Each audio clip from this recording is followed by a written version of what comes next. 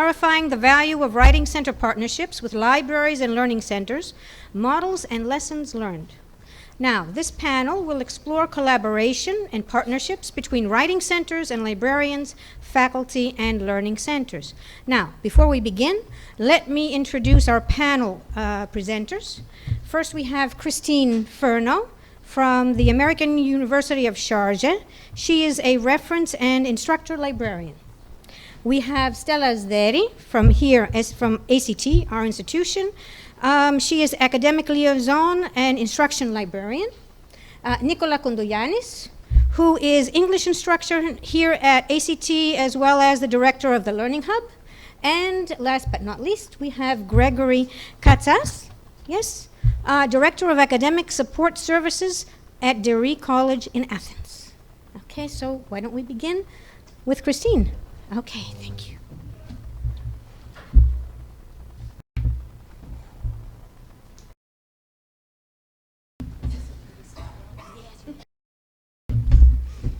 Okay, good afternoon, everyone. I'm Christine, and how's that sound?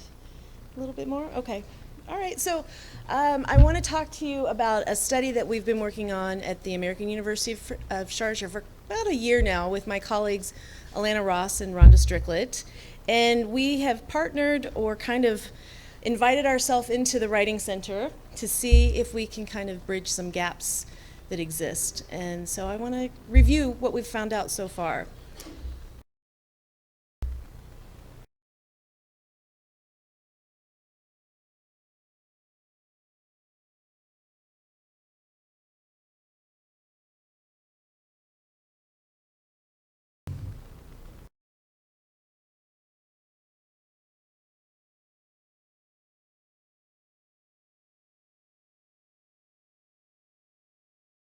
Just a second.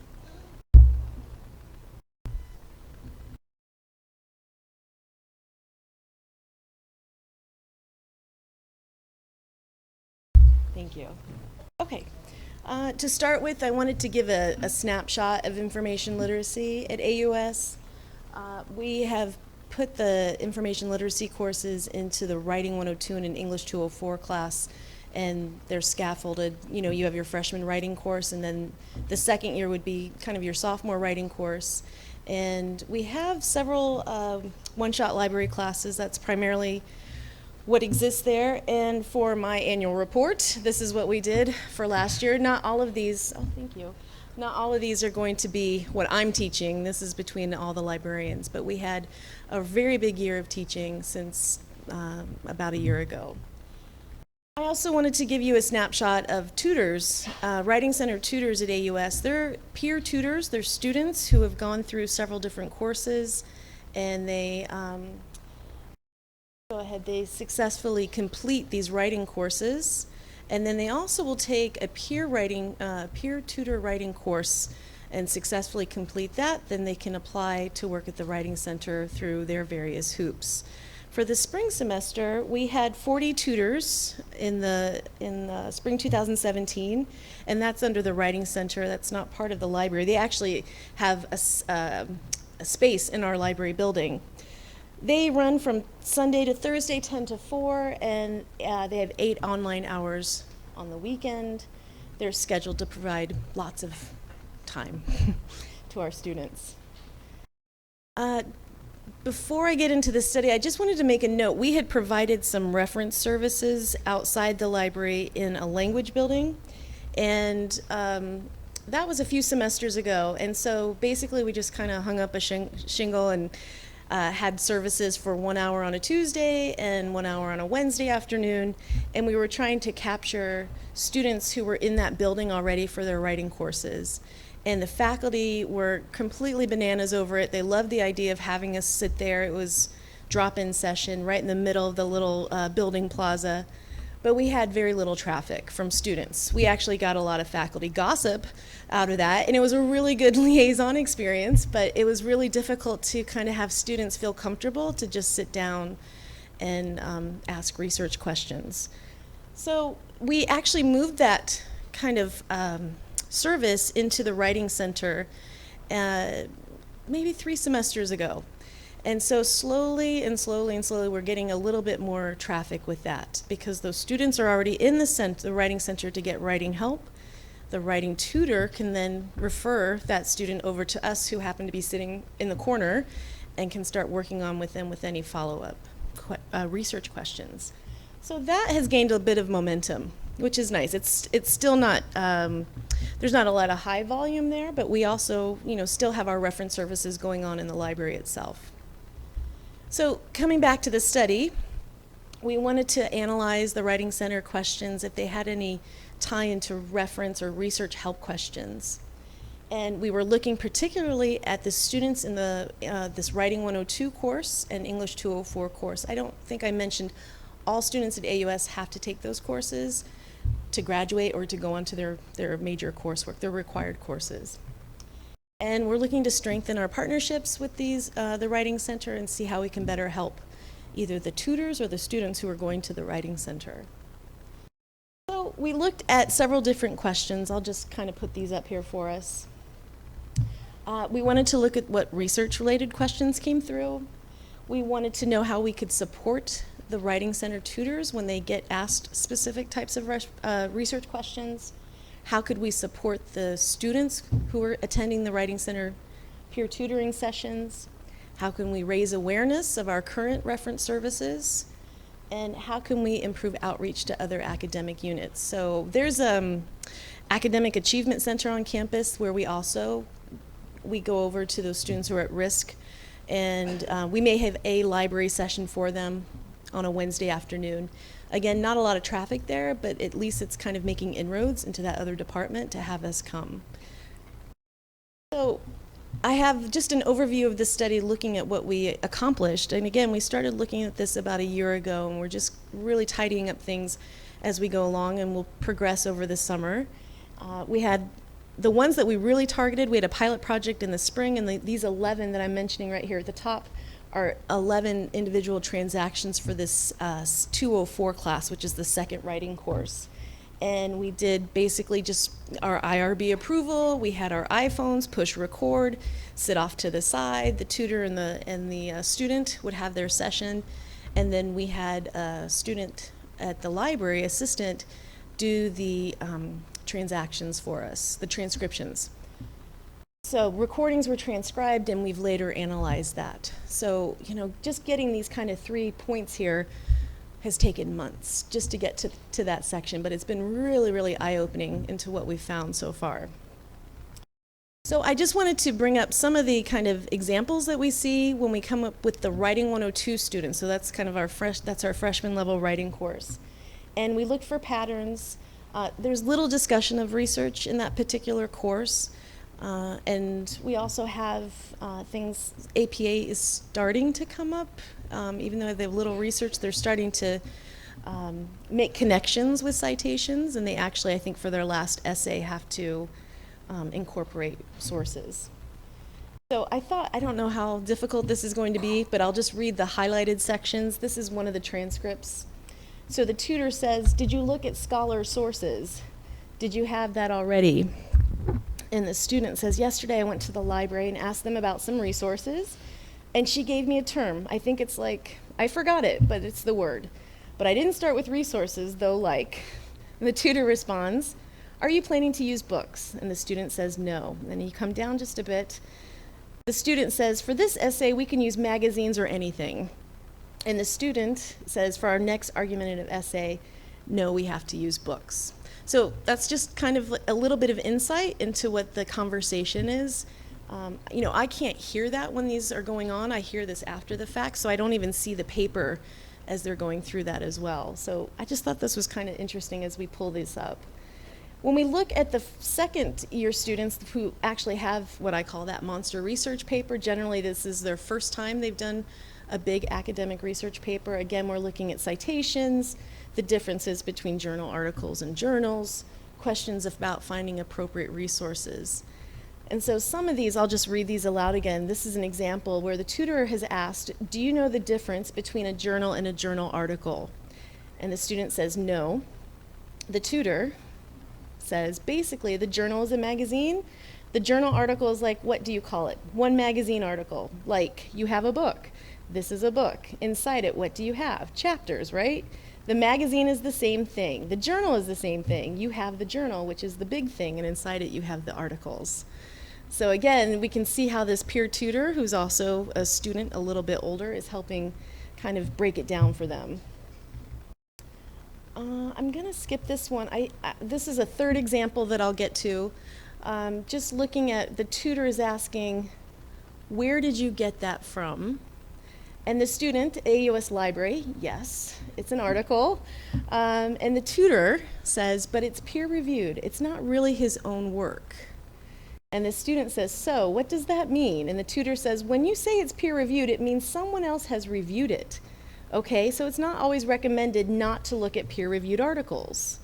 And the student, this is where it gets very interesting. So we shouldn't pick peer reviewed articles? And the tutor says, no, it's always recommended not to do so. And the student says, really? And I said other things, as well as my colleagues. So this is something that we can address and hopefully clarify. Now, there's some ethical things that we have to consider as well. We actually need to meet with the Writing Center director and kind of discuss a lot of these things. And I think there's just some confusion on language for this particular tutor. I imagine sitting down with them, we'd be able to clarify specific things. But this one is always kind of raises the eyebrows a bit of what we came across.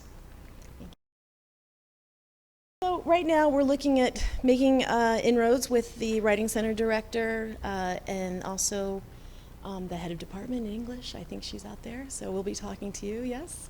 And we are going to look at some of the things that come up. We have the syllabus for this particular course. We're in constant contact with that department. They're extremely helpful and supportive of our efforts and initiatives.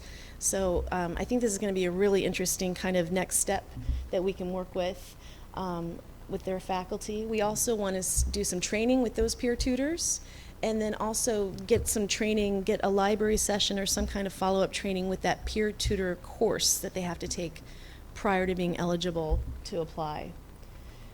And we have some online learning modules that need to be revised regardless, and this is just now helps us target what we'd like to revise with that. So lots of summer projects coming our way. We also have some APA citation workshops that we thought could be better aligned with maybe when the first drafts are due, and hopefully tie them into their actual research projects. And then we'd like to formalize a system between the Writing Center and the reference, the Research Help Desk. Maybe there could be some kind of online form that they complete. I don't know, we're working through those details where we can actually hopefully get the Writing Center to improve their referral to the Research Help Desk and vice versa. And we'd like to look at some of the gaps and crossovers that the Research Help Desk and then the Writing Center have as far as publications. We might be able to unite on those fronts as well. So a lot of work to do, but we've done a lot of work, so we're very excited about that project, and hopefully there'll be more from that as well. So that's our current study. Hopefully we'll have a publication out of this sometime in the next several months. Thank you for your time.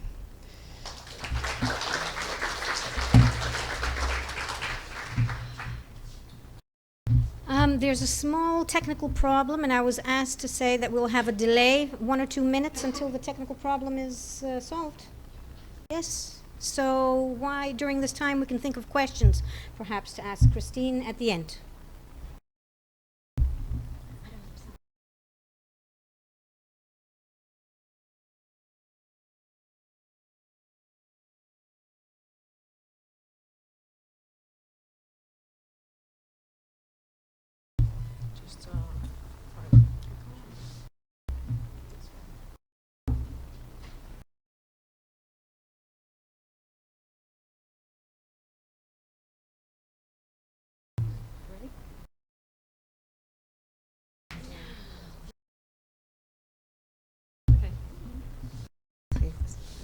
Hello, ladies and gentlemen. Oh my goodness, that's quite loud. Right. I'd like to, first of all, thank you and welcome you all. It's been a real pleasure to actually meet several of you. And I hope you've had the chance to digest lunch, as for the next 15 minutes we're going to be talking through the actual process that we went through when reinventing the Learning Hub here at ACT. Thank you very much. So, since the establishment of our institution in 1981, a writing center has started operating, and until the 2016 it was run under the English department. Originally, only English support was offered in the forms of face-to-face meetings with one individual or a group of people. Email communication or booking appointments were not available at that time. This was added in 2010. And the same year we had math tutoring added, and in 2014 we also had the chemistry tutoring. Since the fall of 2016, the Writing Center came under the administration of the BISA Library, and it was renamed as the Learning Hub. Now, we have to answer to the question, was a change really needed? So, first of all, we need to consider that because of the information literacy that takes place in the English 101, the freshman course, the librarians had a very good collaboration and professional relationship with the English instructors. So it was very easy for us to communicate with them. Secondly, the fact that the Writing Center has always been located on the second floor of the BISA Library, it was inevitable for us to have an understanding whether the Writing Center was being used or not. Also, considering the related bibliography, it transparently shows the importance of strengthening the library and the Writing Center bonds. So this was another element that we had to consider. And with regard to the usage, here you can see a graph that actually presents the usage of the Writing Center. Now, since the spring of 2010, there was a dramatic decline in the access and the visits, the number of visits of the Writing Center.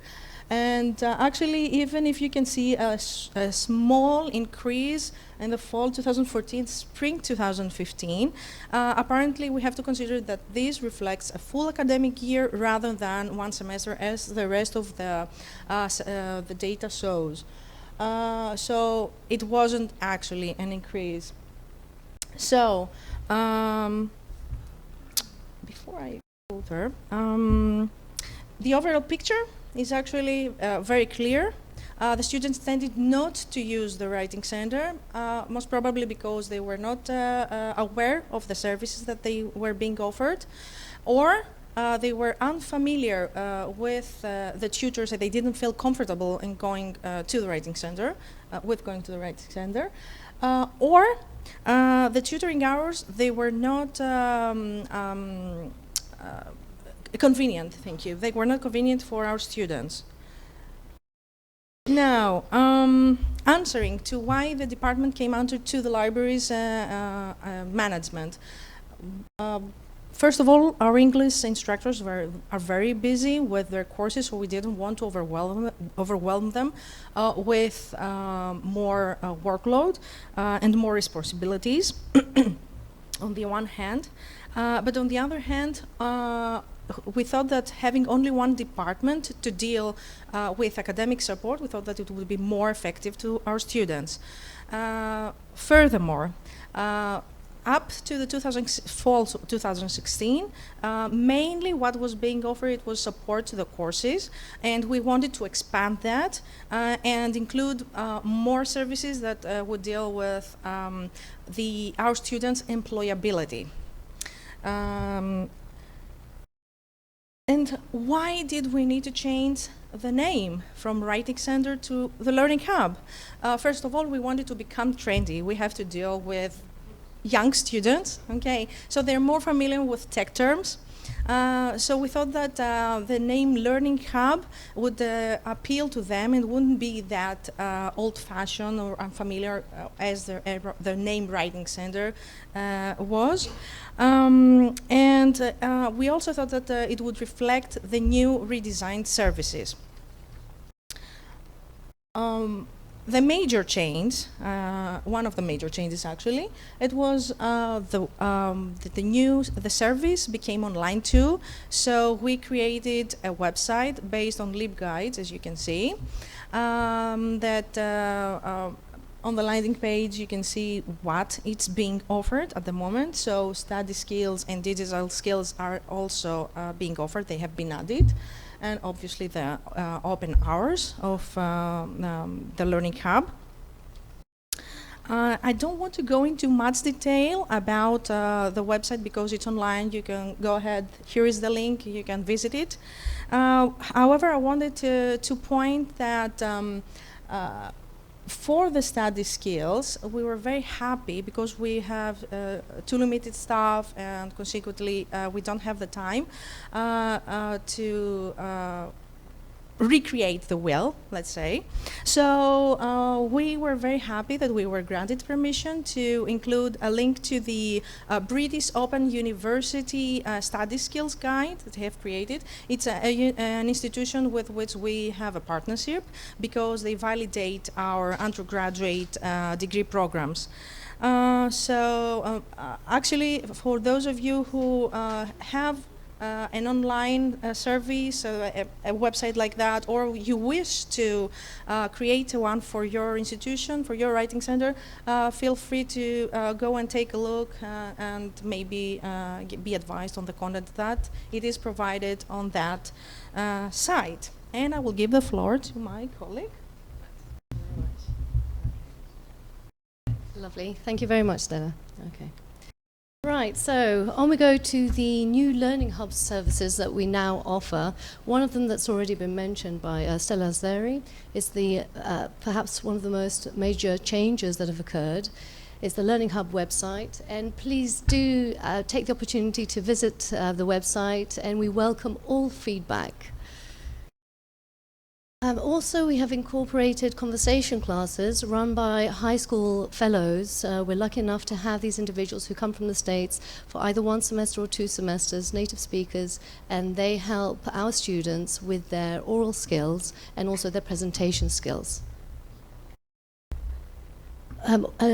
Another thing that's new is we have a wonderful online feedback and evaluation system. Previous to this, we had to have our students fill in hard copies, and this was time-consuming, and the students found it quite tedious as well. So now this is far more effective, although we are still in the process of gathering data. We have, if you'd like to, actually you can't see it from here, but just outside the Learning Hub is located, if you'd like to turn your heads 180 degrees, the Learning Hub is actually located behind that wonderful banner that we now have, and outside we have a new study skills collection.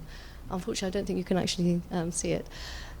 We have this wonderful study skills collection which literally covers everything that our students need when it comes to the writing process, from when they start off as freshmen and they're looking to enhance their basic fundamental writing skills, all the way up to when they have to actually compose and create their thesis.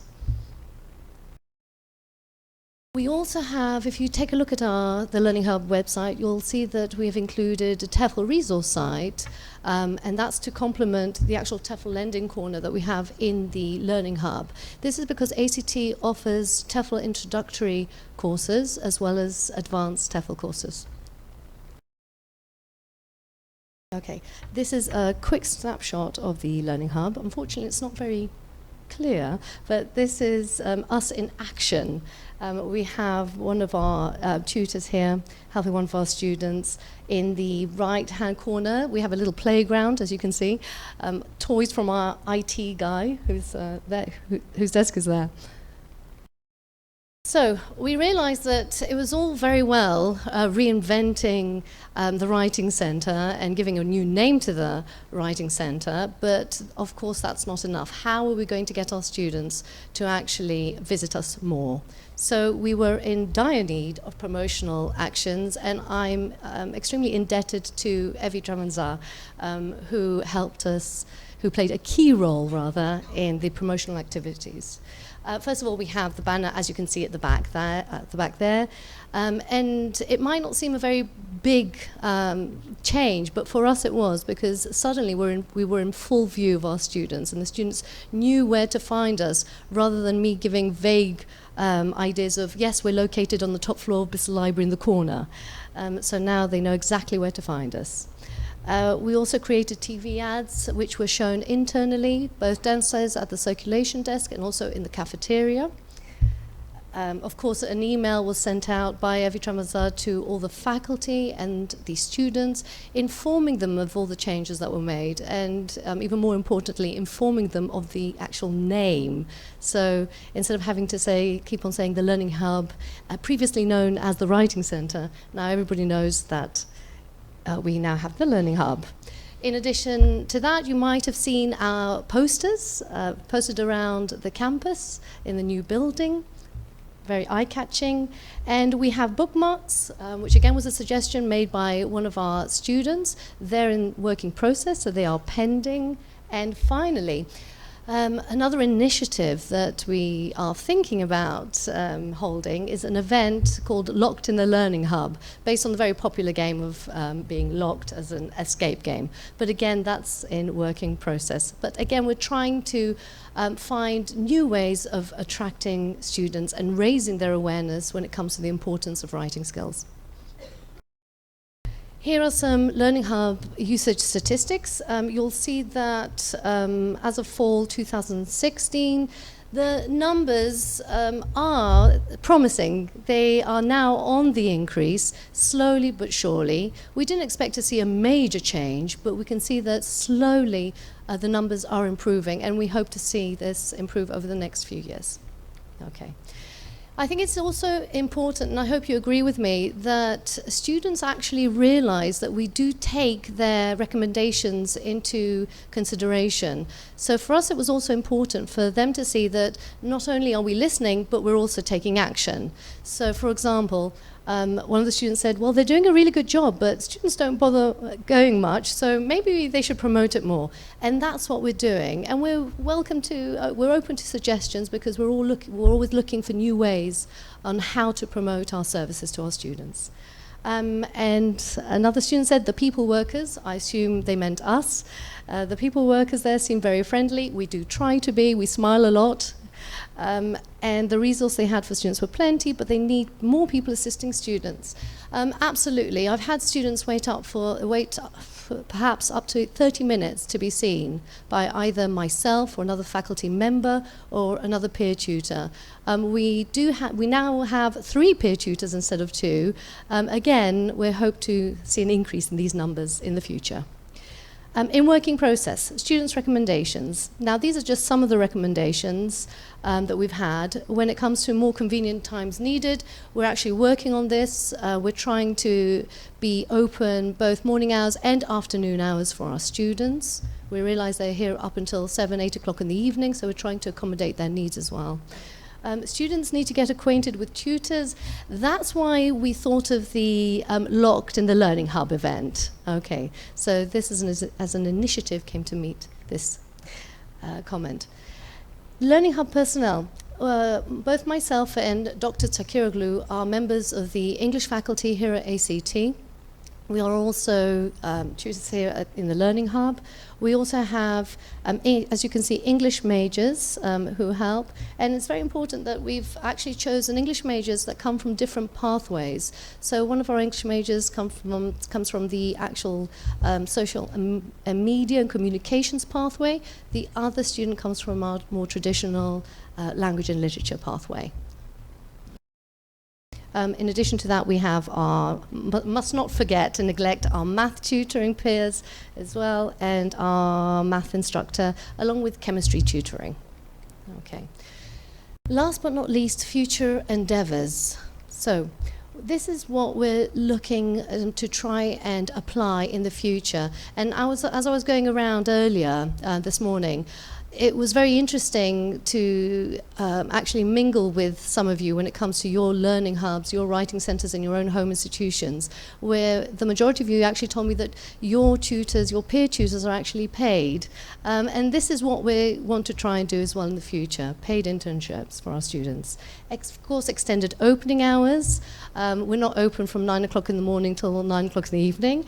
We're only open, unfortunately, for about 25 hours per week, approximately, but we're looking to increasing our opening hours as well.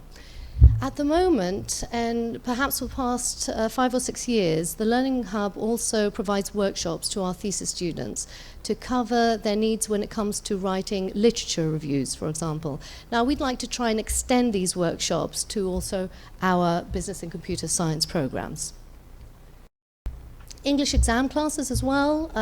We would like to offer that kind of tutoring in the future, because a lot of our students who do come as freshmen don't have any formal qualifications regarding C2 level, for example, exams. And if they do require, or they do wish to actually sit for these exams, we want to help provide support.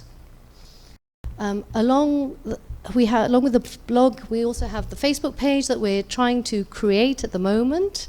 Okay, again, to appeal to our students and our student body. We're redesigning the printed material that we actually offer in the Learning Hub when it comes to writing skills, when it comes to plagiarism, when it comes to citing right. We have hard copies available as well as digital copies. And finally, last but not least, what we're endeavoring to do is to try and streamline procedures, because over the past 10 to 15 years while I've been here, there have been over 6 or 7 different Learning Hub directors. So each time a new Learning Hub director comes to the Learning Hub, they end up doing their own thing, basically. I'd like to be honest. So what we're trying to do is to streamline various procedures so that we can all follow these procedures, and then it's easier for us, of course, to gather data. Okay. And I think that brings us to the end of our presentation. Thank you very much, ladies and gentlemen.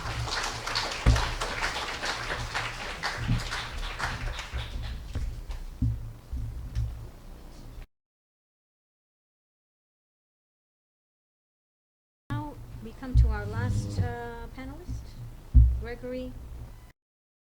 Yes. Hello, everybody. Good afternoon, I guess. Yes, I think that's better. Thank you.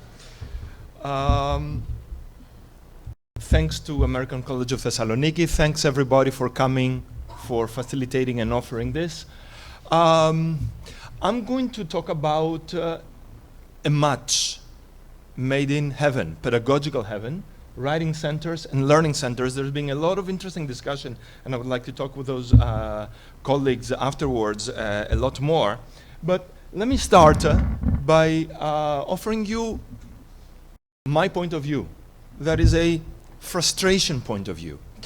About a year ago, I received a call for papers that basically wanted writing center directors or writing center specialists to talk about the problems of having writing centers incorporated with learning centers. Pretty much suggesting that a writing center has its own identity, and the writing center is something special. So it should not be touched. It has a separate, if you want, mission, or covers different priorities in a university community. And that was a source of frustration. As a director of the Student Academic Support Services at Asderi, I tried to write something which wasn't getting out because I was way too frustrated. So better to leave time go by and come to an AMICAL conference to talk about those things in a calmer way. So my aims and goals of this presentation is to describe reality, what is happening currently, and there is a lot of things that are happening around the world. But at the same time, I would like to be a bit of an idealist. My argument is in the ideal world of everybody being equally sharing and all of that, a call for integration. So writing center being the same thing as a learning center and not having separate names or titles to it. So I would like to imagine this ideal in the little, cloud up there. What are the goals of writing centers? If you look at it, typically a writing center has 3 goals in that order. Remedial. In other words, you get the weak students because that's what admissions get you. Bring them up to par. Right? So take them to whatever it takes to make them speak English, understand English, be able to sit in a English-speaking classroom. That would help facilitation of learning, and that would lead to what administrators love, retention. We keep the students that don't go elsewhere. So that is the order. Remedial, big letters, facilitation, and wonderful retention. But guess what? The goals of learning centers are exactly the same.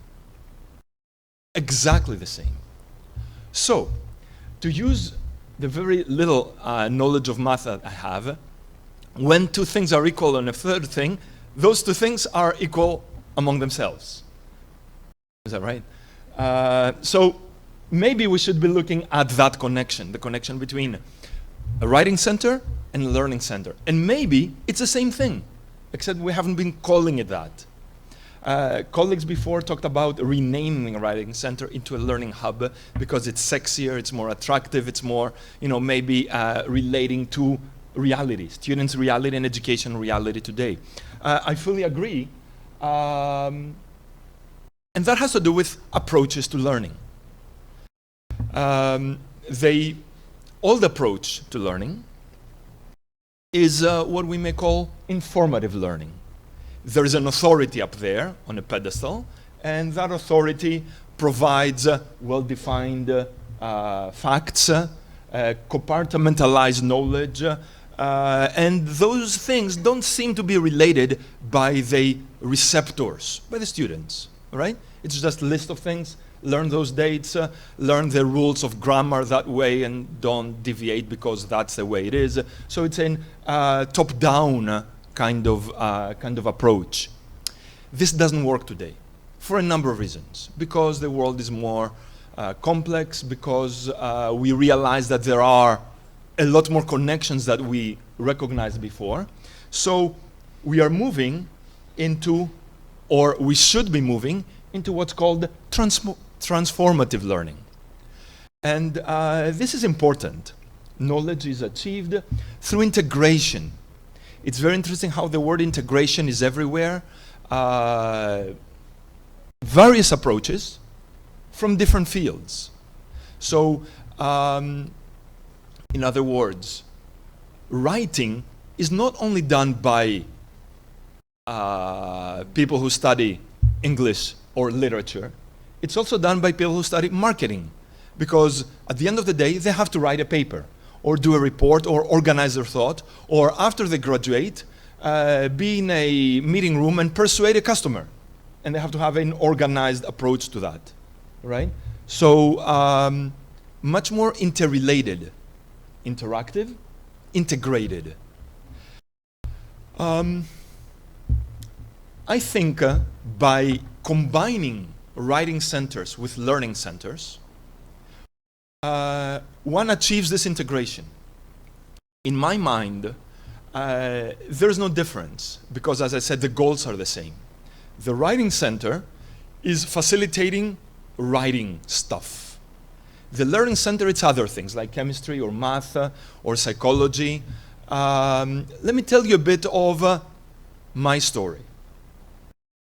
How I think those are interrelated. Think about the outer circle, There is facilitation of learning, and I'd like to put that on top, which relates to remedial function, which relates to retention, and not necessarily in that order, all right? So I did not put arrows there. And at the center of this is any service, whatever it's called, the learning hub or whatever, that supports the academic improvement, achievement of the users, of students. So they remain, so they get better, so they improve, so they learn, right? And I see this very much at the core of the debate, those three dimensions with the integrated center in the middle of it. However, I do recognize that there are three dimensions to this debate. Those three dimensions are identity. What is a writing center?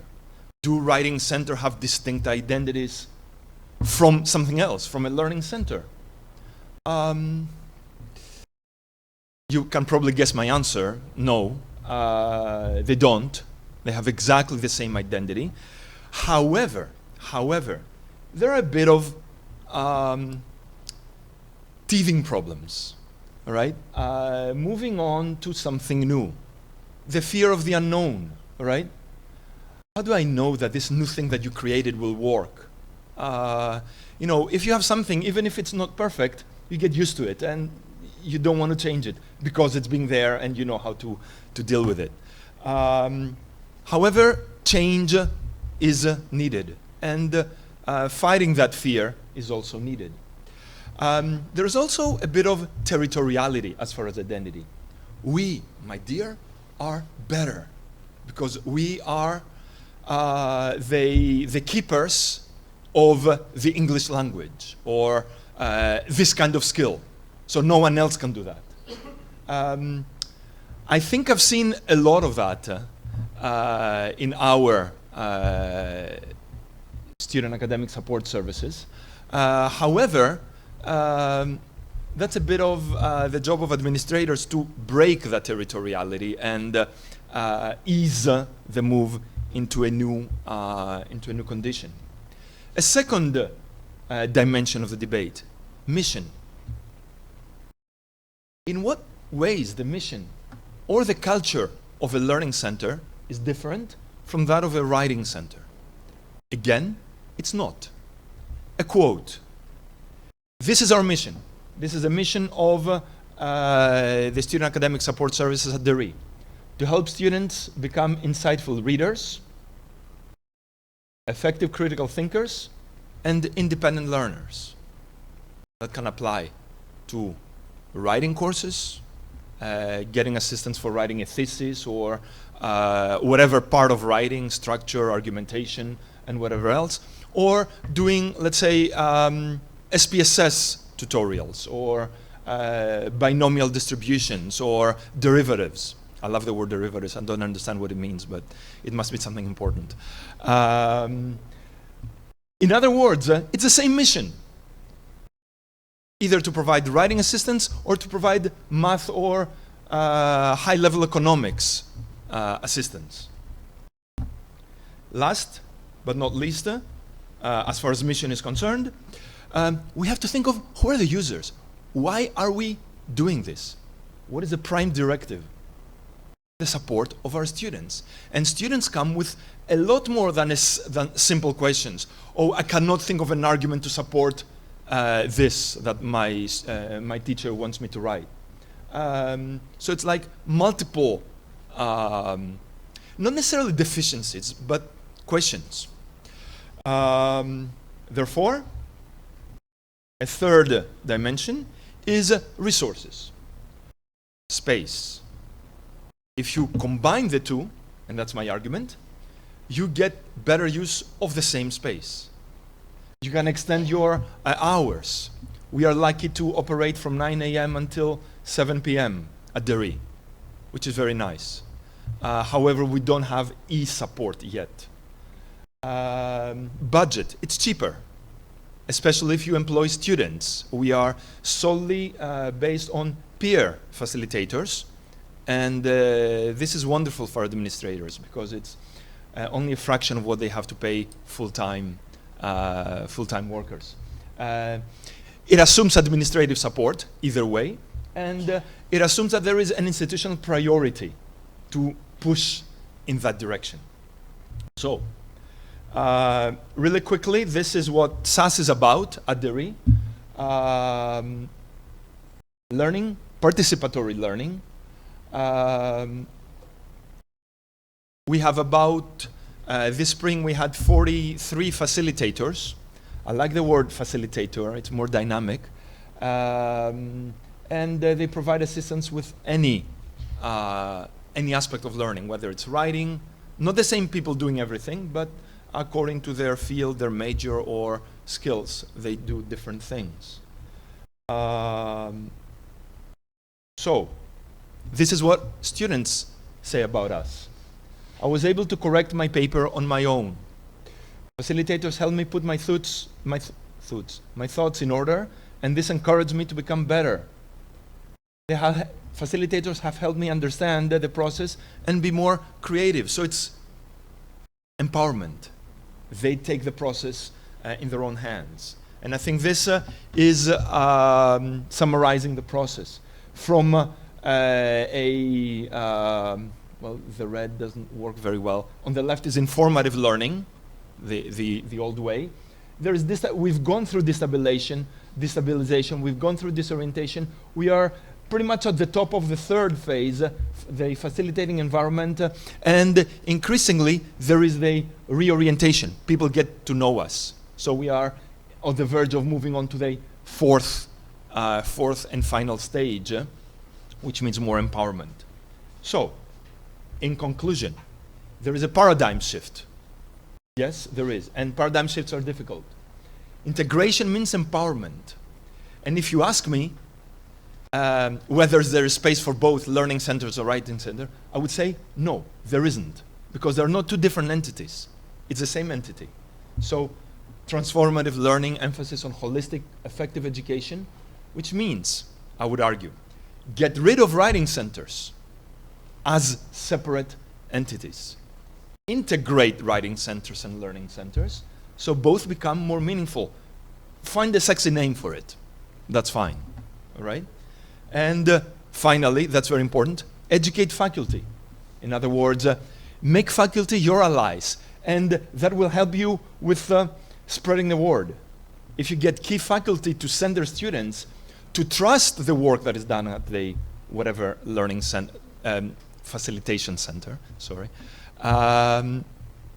they will send students on their own because they understand this helps them as well.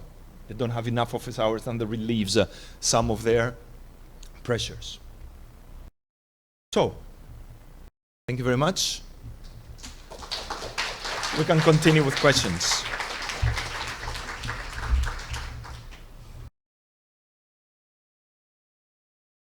Continue with questions.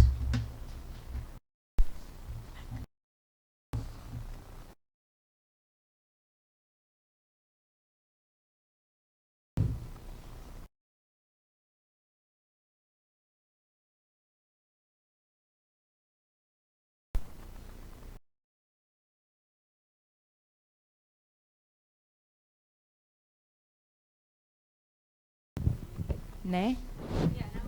Thank you very much for your interesting presentations. And you know, this is a good idea. I like your idea to reorganize a writing center into learning hub. As I represent here the American University of Central Asia, and we have in our writing center we provide assistance with different subjects, not with English language, but with math, with economics, with accounting and other subjects. And you know, because I'm a faculty, and I would present your idea for free. For example, our writing center is closely collaborating with faculty. For example, you know, the director of writing center in the beginning of each week gives us information how many hours they have for consulting students for each subject. And for example, at the beginning of the week, I know exactly that they have 9 hours for consulting my economics students. And when my students wants me to have office hours, I firstly send them to writing center. And usually I suggest, please go firstly to writing centers. And this close collaboration, it makes easier faculty lives, lives of our students, and they have always full employed. The students are fully employed with their consultation, and this is good collaboration, not just with libraries, but with faculty as well. That's why I would suggest you to work more closely with faculty as well. Thank you very much, but I like your idea, because if our writing center is multidisciplinary center, so it should be like learning hub. Thank you very much.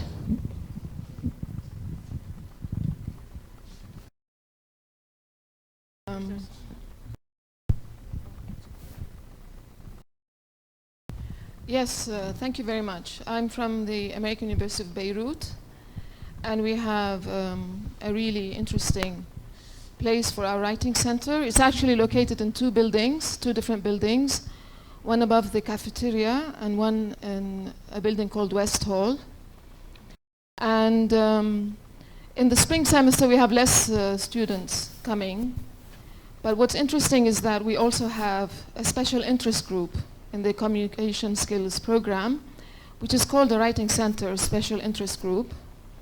So there are already instructors who read about writing center philosophies, and we do research. And what seems to be missing is your philosophy of the writing center. Like, we don't believe a student should bring a bleeding text full of red ink to a writing center. That's not what a writing center is for. But a writing center is a place for people to come and find an audience and speak out. Even if you're at a very high level of English, you still need that audience. And our tutors are trained throughout the semester, and they go through a number of workshops with returning peer tutors and specialists. We have experts in writing center studies. And for me to hear like get rid of the writing center was like so brutal, because I think creating a dialogue with faculty, as my colleague just suggested, is very interesting. Ideas would be like mixers. We have mixers throughout the year. We have a new series of work in progress where we reach out to other writing center directors, invite them to see our research that's going on, and we invite our tutors to attend. And more importantly is to sometimes visit the general meetings at the faculty level or departmental level and give a very short 15-minute presentation of what we do and what our philosophy is. So don't send us just for citation or fixing the grammar. We're not a storehouse.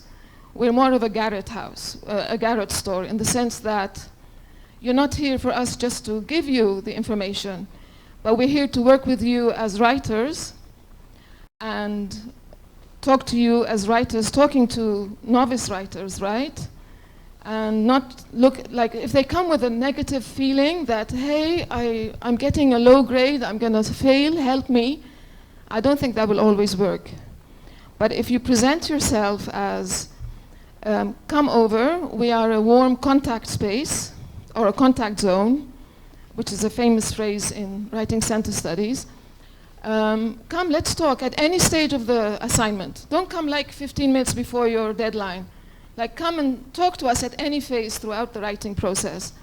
I think that would improve the image of the writing center, like a positive space rather than a place where weak students come to.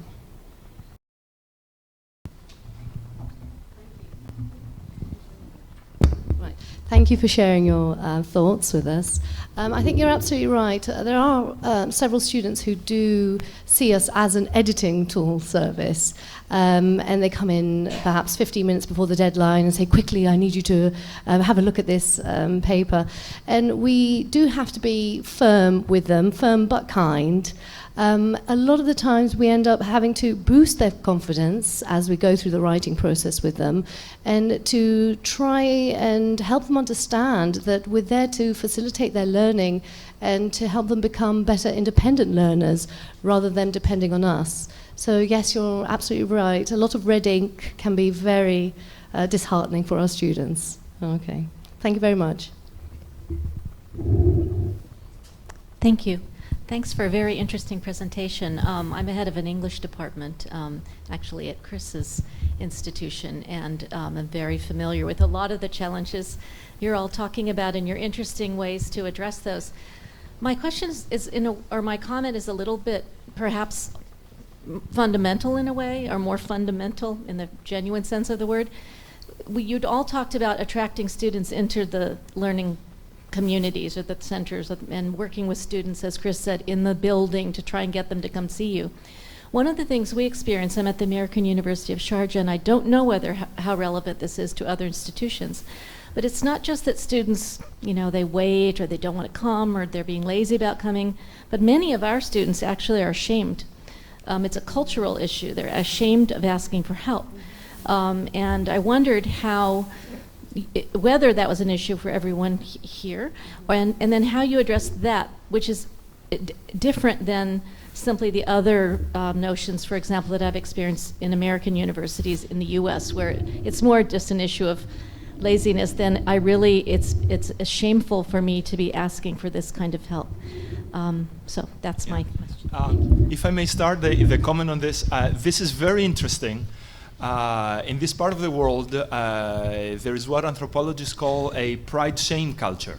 So you're ashamed to admit publicly that you have a problem.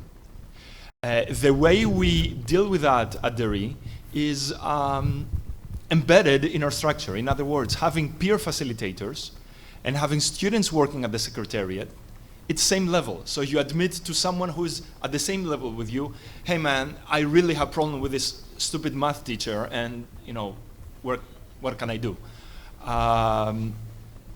That's one level, and it works. Not always, nothing is perfect, but peer support, literature says that it's much more effective.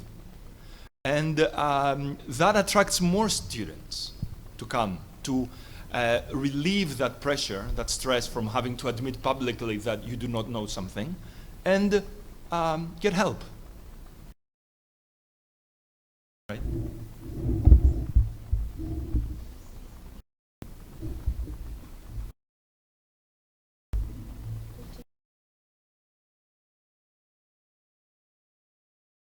I want to actually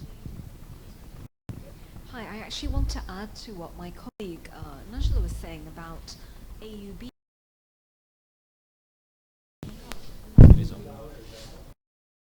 Supposed to be on. Okay. So yeah, I would like to add to what my colleague Nicola was saying about AUB.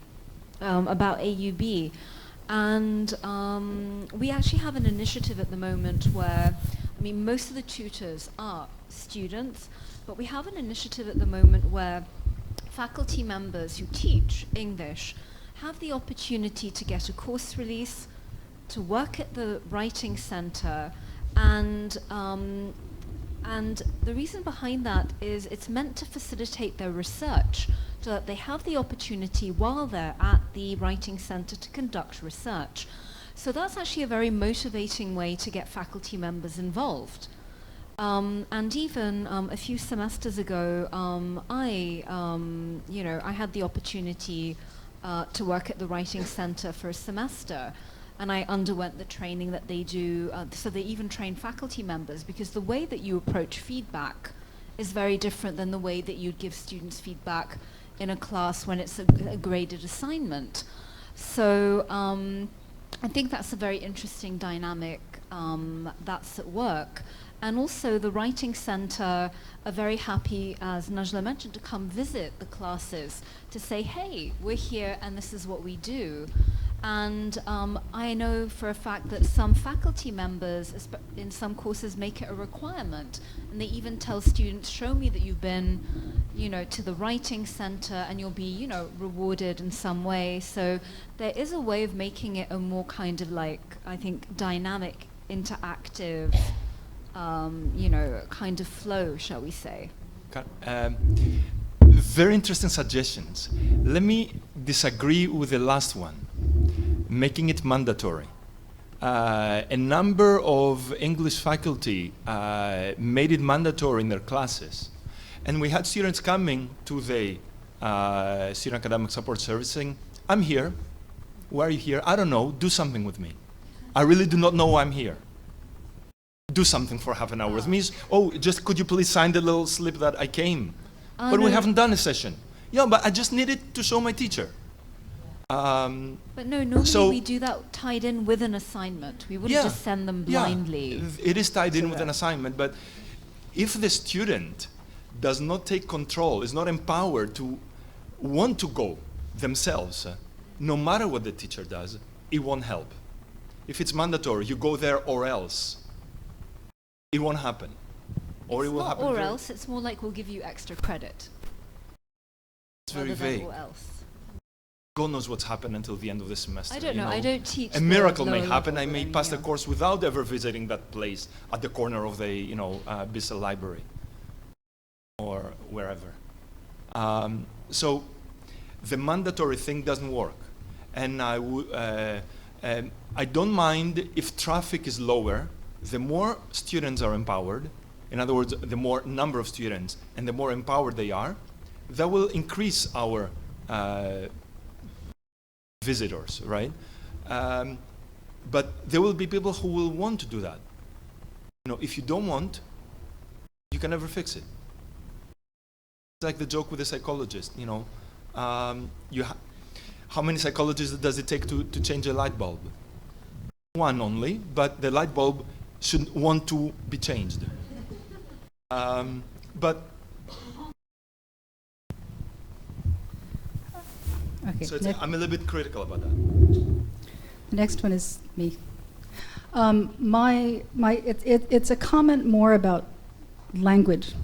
I have, as the director of the foundation program, which is a subunit of the first-year experience at the American University of Paris, I've been fighting for 15 years to eliminate the concept of remedial from the language of writing and in the context of an international institution. Remedial implies that at some point during secondary education, the student should have acquired that information, should have acquired that skill. When you're dealing with students who come from the kinds of varieties of backgrounds that we're talking about, they haven't had exposure to the American style of academic essay writing. So we can't talk about remediation, right? Because remediation implies failure. It implies lack of success before you start. Whereas what we're talking about is the development of a skill that they need that they've never seen. And I would really, really like to encourage all of you to reconsider your use of that word, because I find it really problematic and not particularly helpful for that particular population of students or the people who teach them. Thanks. Thank you for that. I think you're absolutely right when it comes to the word remedial. It takes along with it negative connotations rather than positive connotations. I'm pleased to say that here at ACT, we've renamed those sessions to the Language Lab sessions that actually my colleague Georgina Napulu runs alongside our freshman writing courses, English 101 and English 102. So yes, thank you very much for that. And we have substituted.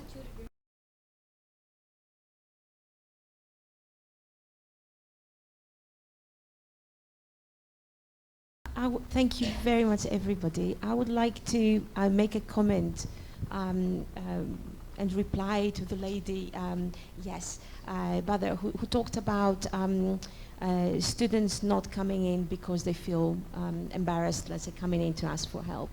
Obviously, we know that we have different cultures, and not even between countries, but also, in institutions.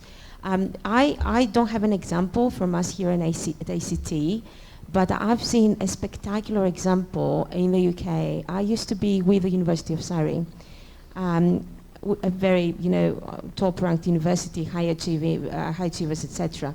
So how they dealt with this particular issue was that they had programs within the writing center that it was actually incorporated in the library with stars.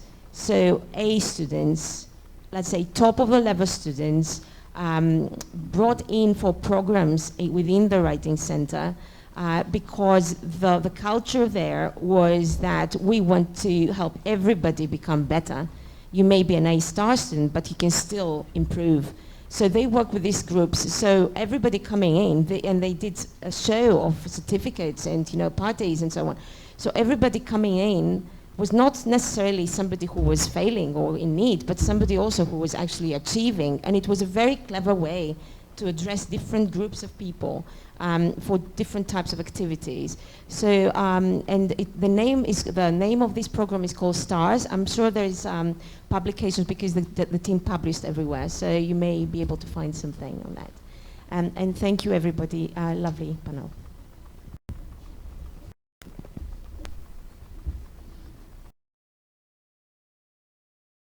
Are there any more questions?